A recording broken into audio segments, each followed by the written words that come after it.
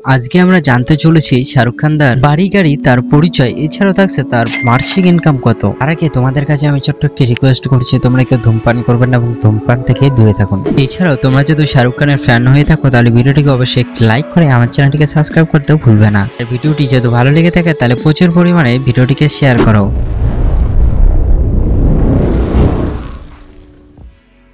সবার প্রথমে আমরা জানবো তার পরিচয়। তার ভালো নাম শাহরুখ খান, তার ডাক নাম SRK কিং খান, বলিউড বাদশাহ।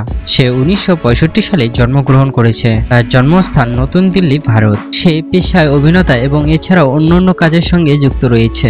বর্তমানে তাদের ফ্যামিলিতে মোট সংখ্যা রয়েছে 7 জন। এবার জানবো তার অভিনয় কেরিয়ার নিয়ে। 1988 সালে তার প্রথম অভিনয় কেরিয়ার শুরু করে।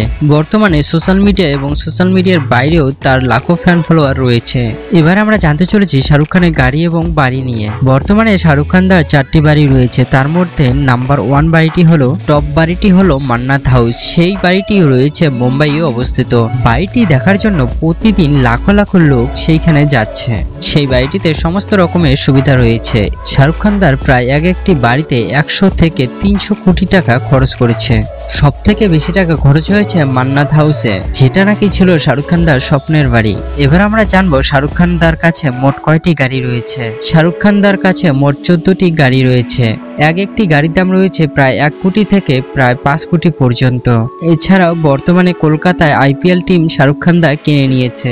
সেই IPL টিমে শাহরুখ খান প্রতি মাসে প্রচুর পরিমাণে টাকা ইনকাম করছে। এছাড়াও তার পার্সোনাল কিছু বিজনেস রয়েছে, নাই করে 50টি। এবার জানবো আমরা তার মাসিক ইনকাম কত, সে প্রতি মাসে কত টাকা উপার্জন করছে। শাহরুখ খানদার প্রতি মাসে ইনকাম প্রায় 1 থেকে 1.5 কোটি টাকা। ইনকামটা আনুমানিক হিসেবে আমি তোমাদেরকে বলছি, তার কারণ হয়তো এর থেকে ইনকামটা বেশি হতে পারে, আবার কম হতেও পারে। মানুষের কিছু পার্সোনাল ডকুমেন্টস আছে যেটা হয়তো সোশ্যাল মিডিয়া না ফাঁস করাই ভালো। আমি যদি ভিডিওর মাধ্যমে তাদের কিছু জিনিস ফাঁস করে দিই তাহলে হয়তো আমার এই চ্যানেলটিতে অনেক সমস্যা দেখা যেতে পারে। আজকের ভিডিওটি এখানে শেষ করছি। ভিডিওটি ভালো লেগে থাকলে ভিডিওটিকে অবশ্যই একটি লাইক করে আমার চ্যানেলটিকে সাবস্ক্রাইব করতে ভুলবে না। দেখা হবে নতুন একটি ভিডিওতে। সবার শেষে তোমাদের কাছে আমার একটি রিকোয়েস্ট থাকবে, তোমরা সবাই ভালো থাকো, সুস্থ থাকো আর তোমরা আমার পাশে থাকো।